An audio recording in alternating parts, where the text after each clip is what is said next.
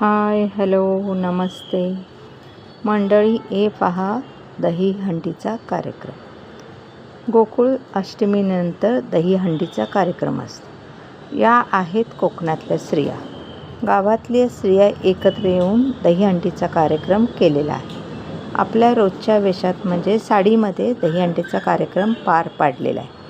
आजच्या जमान्यात आधुनिक स्त्रियांचा गोविंदा पथक हाफचड्डी व टी शर्टवर दहीहंडी कार्यक्रम पार पाडतात. पण इथल्या स्त्रिया साडीवरच थरावर थर रचून दहीहंडीचा कार्यक्रम पार पाडलेला आहे.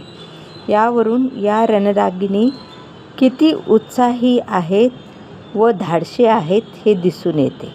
आम्हीही कशातही मागे नाही हे कोकण गृहिणींनी दाखवून दिलेले आहे.